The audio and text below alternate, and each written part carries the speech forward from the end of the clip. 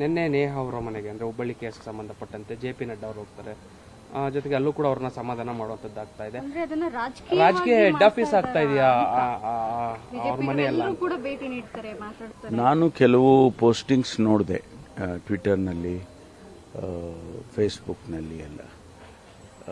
ನೇಹಾಗಾಗಿ vote ಹಾಕಿ ಅಂತೆಲ್ಲ ಬಂದಿದೆ. ಅಂದರೆ ಅರ್ಥ ಏನು ಅಂದರೆ ಇದನ್ನು ರಾಜಕೀಯವಾಗಿ ಬಳಸ್ತಾ ಇದ್ದಾರೆ ಅಂತ. ನಾನು ಅದಕ್ಕಾಗಿ ನಾವು ಯಾವುದು ಹೆಚ್ಚು ಪ್ರತಿಕ್ರಿಯೆಗಳನ್ನು ಮಾಡೋಕ್ಕೆ ಹೋಗಿಲ್ಲ. ಅವರು ನನ್ನ ಮೇಲೆ, ಮುಖ್ಯಮಂತ್ರಿಗಳ ಮೇಲೆ ಎಲ್ಲ ಇಲ್ಲ ಸಲ್ಲದ ಟೀಕೆಗಳನ್ನೆಲ್ಲ ಮಾಡಿದ್ದಾರೆ. ಸಂತೋಷ, ಅವ್ರು ಮಾಡೋದಕ್ಕೆ ನಮ್ಮದೇನು ತಕರಾರಿಲ್ಲ. ಆದರೆ ಕಾನೂನು ಈ ದೇಶದಲ್ಲಿ ಎಲ್ಲರಿಗೂ ಒಂದೇ. ಕಾನೂನು ನನಗೆ ಮಾತ್ರ ಬೇರೆ ಇರೋದಿಲ್ಲ, ಇನ್ನೊಬ್ಬರಿಗೆ ಮಾತ್ರ ಬೇರೆ ಇರೋದು. ಕಾನೂನಿನ ಪ್ರಕಾರ ಅವ್ರು ಯಾರೇ ಆಗಲಿ, ಹಿಂದೂ ಆಗಲಿ, ಮುಸಲ್ಮಾನ್ ಆಗಲಿ, ಕ್ರಿಶ್ಚಿಯನ್ ಆಗಲಿ, ಅಥವಾ ಯಾವುದೇ ಧರ್ಮ ಜಾತಿಗೆ ಸೇರಿದವರಾಗಲಿ, ಕಾನೂನು ಒಂದೇ ಇರೋದರಿಂದ ನಾವು ಕಾನೂನು ಪ್ರಕಾರ ಖಂಡಿತವಾಗಿ ಕ್ರಮ ತಗೊಳ್ತೀವಿ ಅಂತ ಹೇಳಿದ್ದೇನೆ. ಮುಖ್ಯಮಂತ್ರಿಗಳು ಕೂಡ ಹೇಳಿದ್ದಾರೆ. ಹಾಗಾಗಿ ಕಾನೂನನ್ನು ಬಿಟ್ಟು ನಾವೇನು ಮಾಡೋಕ್ಕೆ ಹೋಗೋದಿಲ್ಲ. ಯಾರನ್ನು ರಕ್ಷಣೆ ಮಾಡಿದ್ರು ಅವ್ರು ಹೇಳ್ತಾರಲ್ಲ, ಅವನು ಮುಸಲ್ಮಾನ್ ಆಗಿರೋದ್ರಿಂದ ಅವರಿಗೆ ಸಾಫ್ಟ್ ಕಾರ್ನರ್ ತೋರಿಸ್ತಿದ್ದಾರೆ ಹಾಗೆ ಅಂತ. ಅದರ ಅವಶ್ಯಕತೆ ಏನಿದೆ ನಮಗೆ ಅಂತ.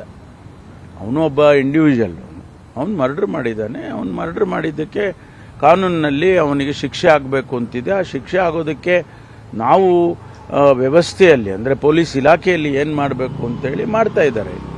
ಅವನಿಗೆ 1 ಗಂಟೆ ಒಳಗಡೆನೆ ಹಿಡಿದಿದ್ದಾರೆ. ಅದನ್ನು ನಾವು ಪೊಲೀಸ್ ಇಲಾಖೆಯವ್ರನ್ನ ಅಪ್ರಿಷಿಯೇಟ್ ಮಾಡಬೇಕು. ಹಿಡ್ಕೊಂಡು ಅವನಿಗೆ ಏನೆಲ್ಲ ಕ್ರಮ ತಗೋಬೇಕು ಅದನ್ನು ಇಲ್ಲಿಯವರೆಗೂ ಮಾಡಿದ್ದಾರೆ, ಮುಂದೆಯೂ ಮಾಡ್ತಾರೆ. ಇನ್ವೆಸ್ಟಿಗೇಷನ್ ಮಾಡ್ತಿದ್ದೀರಿ. ಈಗ ಅವ್ರು ಯಾರೋ ಬೇರೆ ಯಾರ್ಯಾರೋ ಇದ್ದಾರೆ ಅವ್ರ ಹಿಂದೆ ಅಂತೆಲ್ಲ ಹೇಳಿದ್ದಾರೆ.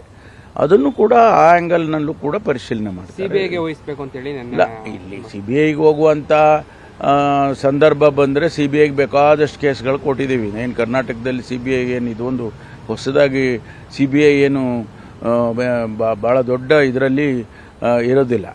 ಅವರೂ ಕೂಡ ಇನ್ವೆಸ್ಟಿಗೇಷನ್ ಏಜೆನ್ಸಿನೇ. ನಮ್ಮಲ್ಲಿ ಆಗಲಿಲ್ಲ. ಈಗ ಅವನ್ನ ಹಿಡ್ಕೊಂಡು ಬಂದಿದ್ದಾರೆ. ಅವನ್ನ ಹಿಡ್ಕೊಂಡು ಬರಲಿಲ್ಲ, ಅವ್ನು ಬಿಟ್ಬಿಟ್ಟಿದ್ರು, ಅಥವಾ ಅವ್ನು ಸಿಕ್ಕಿಲ್ಲ, ಅವನೆಲ್ಲೋ ದೇಶ ಬಿಟ್ಟು ಹೊಡೋಗಿದ್ದಾನೆ ಬೇರೆ ದೇಶಕ್ಕೆ ಅಂತಂತೆಲ್ಲ ಅಂದರೆ ಆಗ್ಬೋದು. ಆದರೆ ಈಗ ಅವ್ರನ್ನ ಹಿಡ್ಕೊಂಡು ಬಂದಿದ್ದಾರೆ, ತನಿಖೆ ಮಾಡ್ತಿದ್ದಾರೆ. ಆ ತನಿಖೆಯಲ್ಲಿ ಏನು ಬರುತ್ತೆ ಅಂತ ನೋಡೋಣ. ಒಂದು ವೇಳೆ ಇವರೇ ಹೇಳಿದಾಗೆ 4 ಜನ ಅವ್ರ ಹಿಂದೆ ಇದ್ದಾರೆ, ಪ್ರಚೋದನೆ ಮಾಡಿದ್ದಾರೆ, ಇವೆಲ್ಲ ನಾನು ಹೇಳೋದಕ್ಕಿಂತ ಇನ್ವೆಸ್ಟಿಗೇಷನ್ ಹೇಳುತ್ತಲ್ವಾ. ಅದರಿಂದ ನಾವೇನಾರು ಒಂದು ಮಾತು ಹೇಳಿದ್ರೆ ಅದನ್ನು ತಿರುಚುವಂಥದ್ದು, ಅದನ್ನು ಮುಖ್ಯಮಂತ್ರಿಗಳ ಮೇಲೆ, ನನ್ನ ಮೇಲೆ ದೂಷಣೆ ಮಾಡ್ತಕ್ಕಂಥದ್ದು, ಅದೆಲ್ಲ ಸರಿ ಕಾಣಿಸೋದಿಲ್ಲ. ವ್ಯವಸ್ಥೆ ಇದೆ, ದೆರ್ ಇಸ್ ಎ ಸಿಸ್ಟಮ್. ಆ ಸಿಸ್ಟಮಿನ ಪ್ರಕಾರ ಹೋಗ್ಬೇಕಾಗಿ ಕಾನೂನು ಪ್ರಕಾರ ಕ್ರಮ ತಗೊಳ್ತೀವಿ. ಈಗಾಗಲೇ ಅದಕ್ಕೆ ಏನೆಲ್ಲ ಮಾಡಬೇಕು ಅದನ್ನೆಲ್ಲ ಮಾಡಿದ್ದೇವೆ. ಮುಂದೆಯೂ ಕೂಡ ಇನ್ವೆಸ್ಟಿಗೇಷನ್ ಮಾಡ್ತಾ ಇದ್ದಾರೆ ಇಲಾಖೆಯವರು. ಅಂತಿಮವಾಗಿ ಏನು ಬರುತ್ತೆ ನೋಡೋಣ.